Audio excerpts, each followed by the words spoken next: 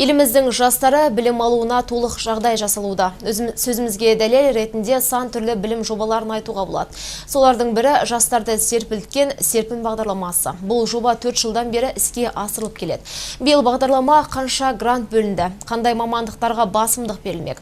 Жобаға қатысу талаптары өзгерді ме? Ақсәуле Әбітай жалғайды.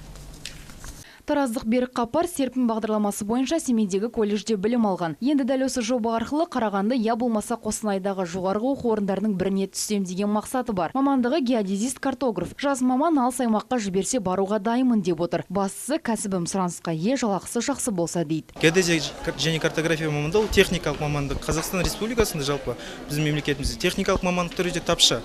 Сондықтан бұл мамандыққа жұмыс та көп, сұраныс та көп, сонымен айлығы да жақсы. Жалпы осы жылы жобадағы 24 оқу орнына 3793 грант бөлінген. Ал өткен жылы жамбылдық 900-ға жуық жас конкурстан өтіп, оның 700-і жоғарғы оқу орнына түсті. Биыл бұл көрсеткіш артуы мүмкін. Жоба аясында білімгерлер шәкіртақыдан бөлек өз өңіріне бір рет барып қайту мүмкіндігіне ие. Сондай-ақ жастар жолақы және жатақханамен қамтамасыз етіледі, ал оқу біткеннен кейін тұрақты жұмысқа орналасады. Биыл 1007 бала бітіріп отыр. Соның қазіргі таңда 436 баласы жұмысқа орналасты.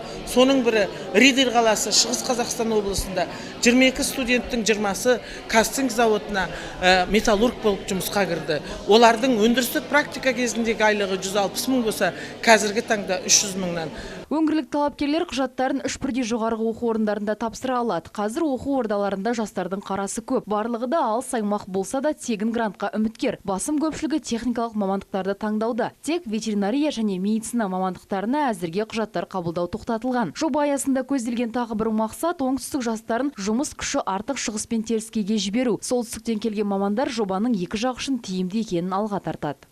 Бұл балаларға көп мүмкіншілік береді. Бір жағынан біздің мысалы солтүстік өңірлердегі балалардың тапшылығы деп айтуға болады.